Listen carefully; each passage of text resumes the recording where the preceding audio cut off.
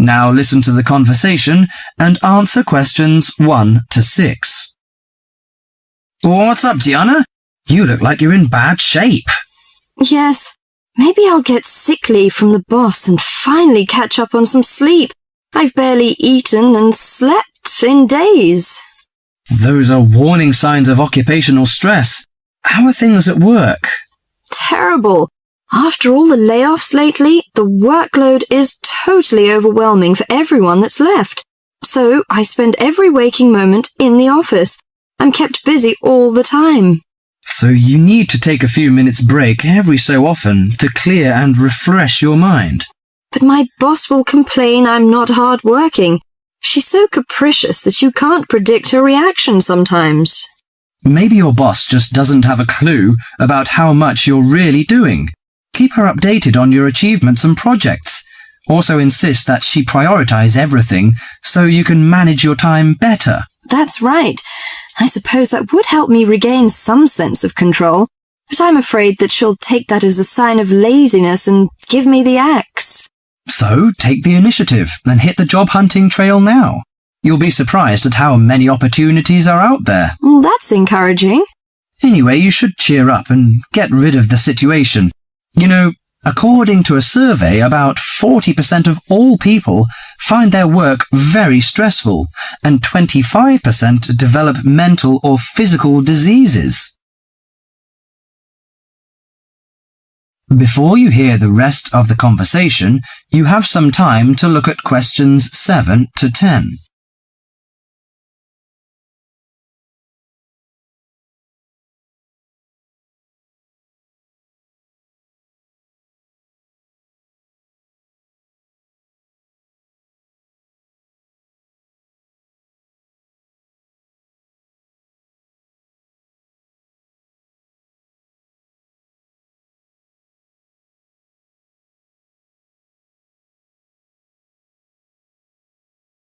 Now listen to the conversation and answer questions 7 to 10.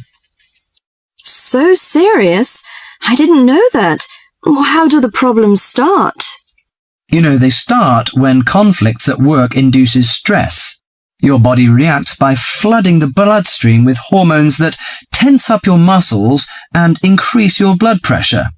This is meant to save you in a fight-or-flight situation, but leads to a host of illnesses, ranging from insomnia and headaches to heart attacks, when it occurs regularly over an extended period of time.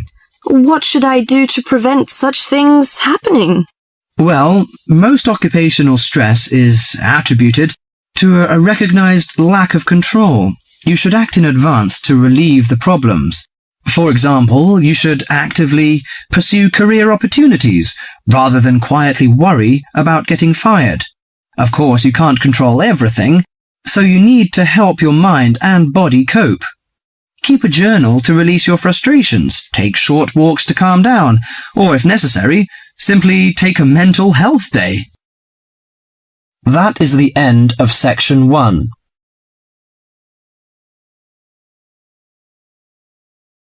You now have half a minute to check your answers.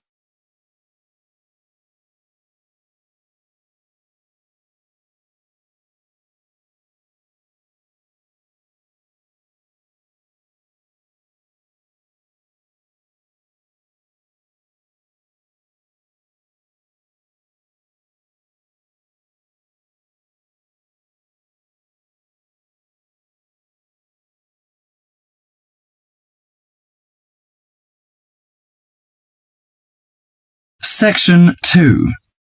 In this section, you'll hear a TV program on an organization of environment protection. Now you have some time to look at questions 11 to 15.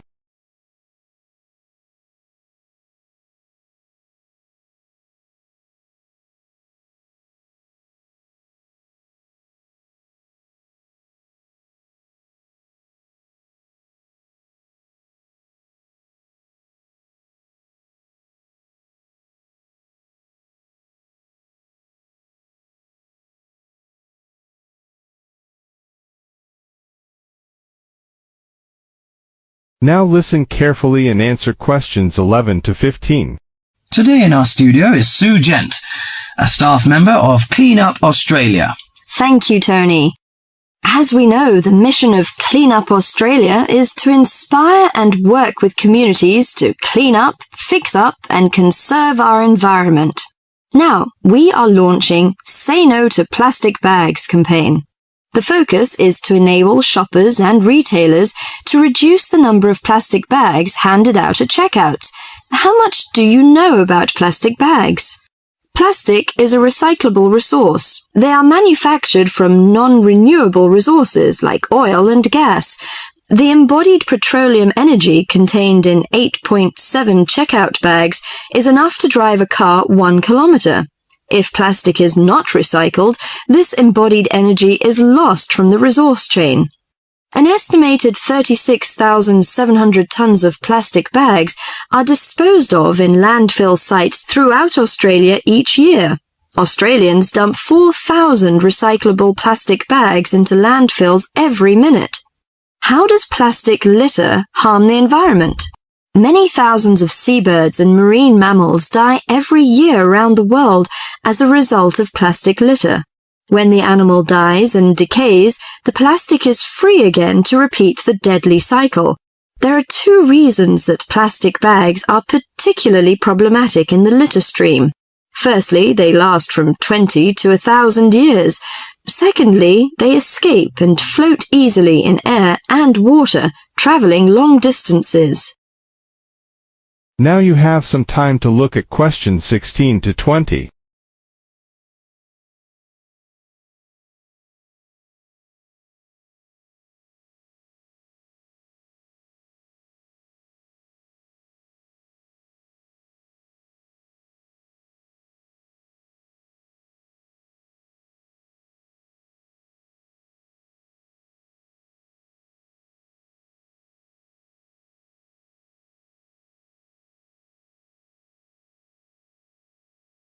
Now listen carefully and answer questions 16 to 20.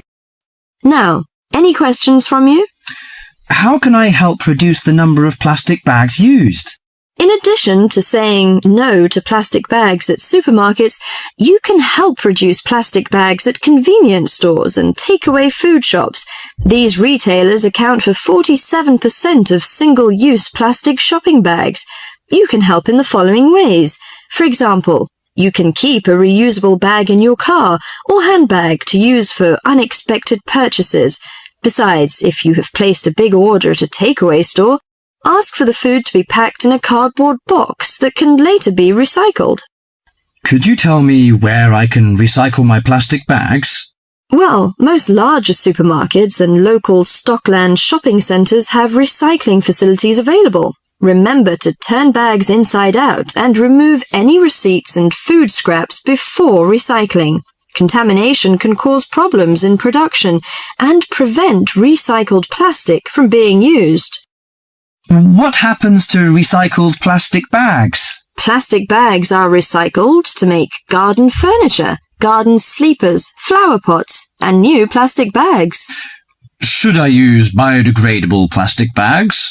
A biodegradable product is one that breaks down safely, by biological means, into the raw materials of nature and disappears into the environment. There is currently no Australian standard for biodegradable plastic bags. This means there is no guarantee that bags will completely break down, as claimed by their manufacturer. Until an Australian standard has been developed and these bags have been tested, Clean Up Australia cannot recommend using plastic bags that claim to be biodegradable. Overall, do our best to refuse, reduce, and reuse plastic bags whenever possible. If you throw plastic bags away, tie them in a knot. This limits the chance that they'll blow out of a bin or blow away in landfills. By following a few simple steps, we can stop plastic bags from blocking our drains and creeks, injuring our precious marine life, and harming our wildlife. That is the end of section 2. You now have half a minute to check your answers.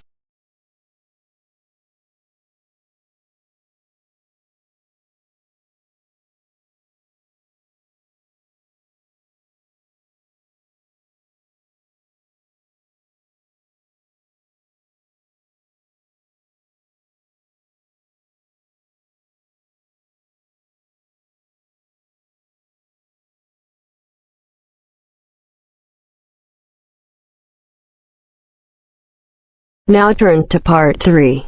Part 3. We'll hear a talk given by a lecturer to a group of civil engineering students on the reed bed system for sewage treatment.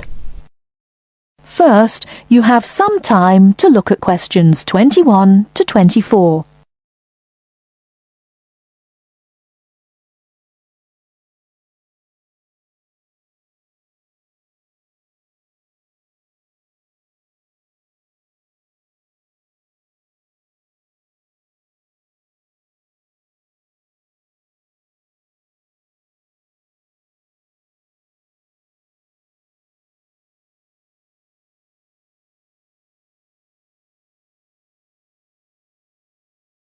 Now, listen carefully and answer questions 21 to 24. Thank you for inviting me to speak to you today about what is now called the reed bed sewage treatment system. This system uses naturally occurring reeds to treat domestic and industrial waste.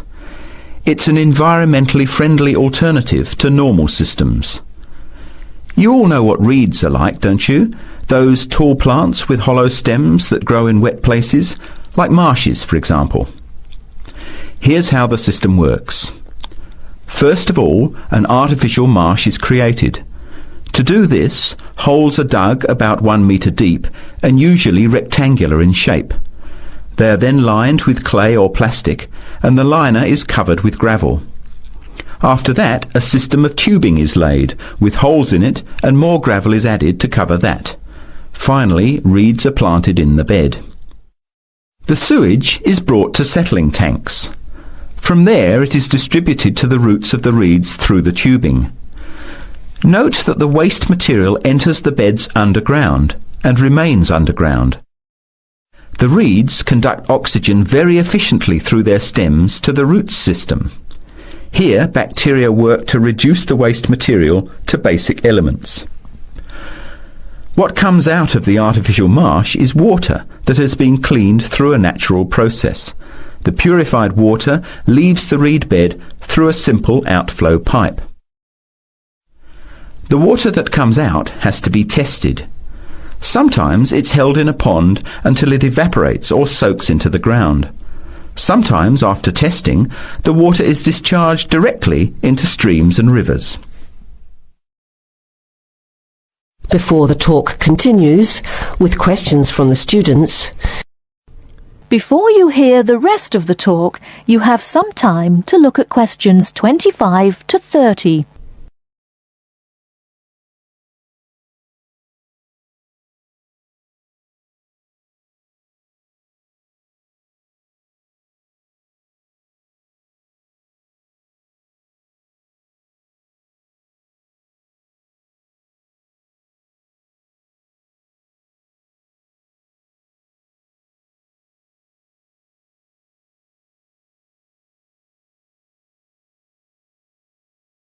Now listen and answer questions 25 to 30. The reed bed system originated in Germany in the 1970s, and installations have been built in a number of countries throughout the world.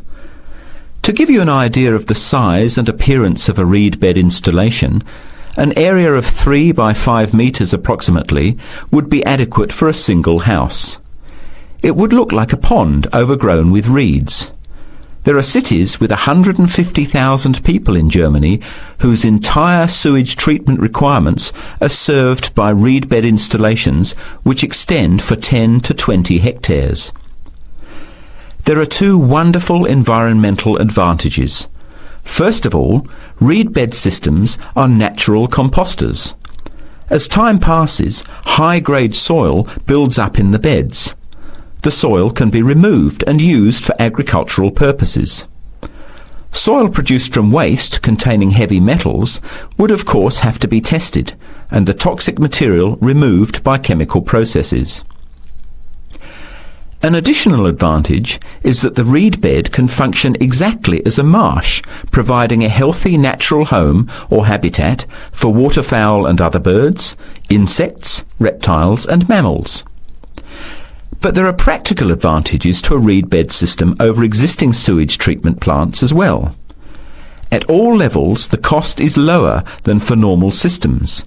Labour costs are a fraction of the costs of a conventional system. Typically, a large-scale reed bed installation will cost 10% less than a mechanical system. They require little maintenance, and unlike mechanical systems, the efficiency of reed beds increases over time. But before we go any further, you must have some questions. Maybe this sounds too good to be true. That's exactly what I wanted to ask. If these systems have so many benefits, why aren't they more popular? Why don't we see them everywhere? As I said, the technology is now almost 40 years old. Demonstration projects of all types have been built and monitored and are slowly convincing regulators of the advantages of the system. But you have to understand that regulating authorities are by nature conservative and resist change. Typically, there's a lot of opposition to these systems by manufacturers and by everyone involved in maintaining the conventional systems. Reed bed systems require fewer staff to operate, so there would be a decline in the workforce. Therefore, unions would resist the change as well. What happens to reed beds in winter? Does the efficiency decrease? The above-ground part of the plants die back in cold weather, but the roots remain alive and active, and the system continues to work just as effectively in winter. As soon as the weather warms up, new reeds appear and grow quickly. Is there a problem with mosquitoes in these ponds? Well, they're not exactly ponds with standing water. The beds look more like a field covered with long grass. The soil is moist, but not like a swamp, so there would be no more mosquitoes than in any other field. Remember, the effluent enters the beds underground and remains underground. OK, let's get into some of the technical details now, and I'll answer questions as they come up. That is the end of part 3. You now have half a minute to check your answers.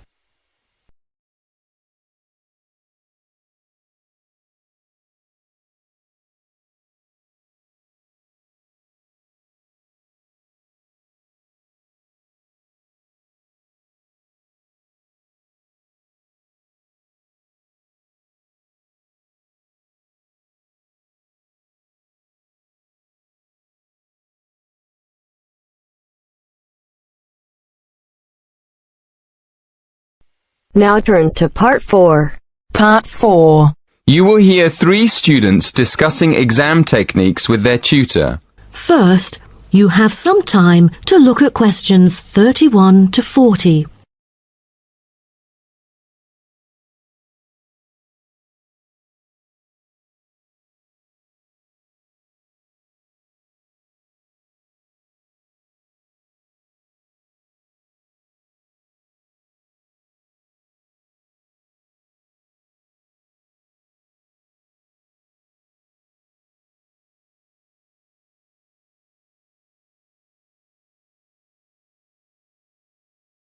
Now, listen carefully and answer questions 31 to 40. Morning, everyone. I thought we'd get together today and just talk about exam techniques. I'm sure everyone has different ideas about them. So, shall we find out what you do first when you get into an exam? Check that you have the right exam paper? It sounds funny, but students do actually answer the wrong exam paper sometimes.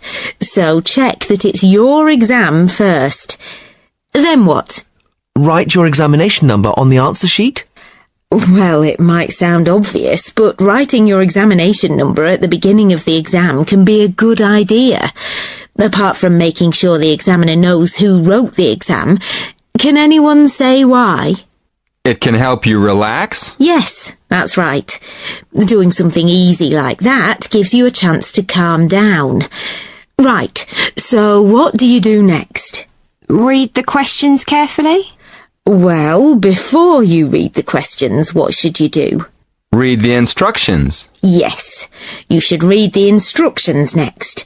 You need to know how many questions you have to answer and whether you have to answer all the questions or only some. What other important information do you need to check before you start? How much time you have? Yes, Jerry's right. You need to make sure that you know how long the exam is, so you can manage your time properly. OK, what do you do next? Read the questions? Yes, it's very important to read the questions, not just once, but several times. I usually make a few notes when I'm looking at the questions.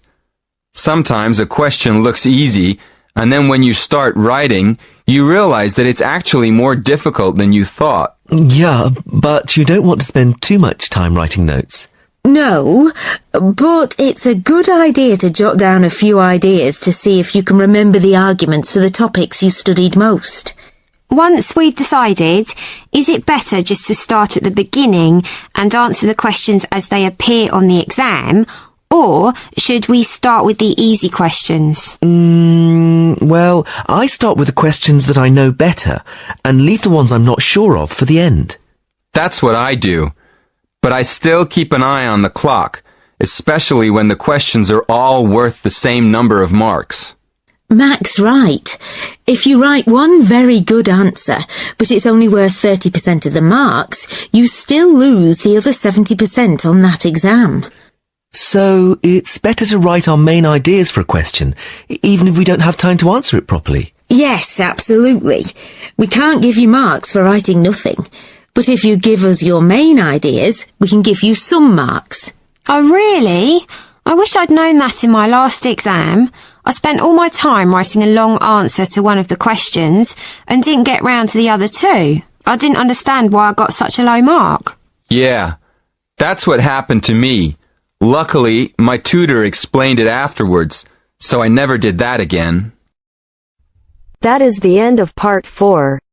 You now have half a minute to check your answers.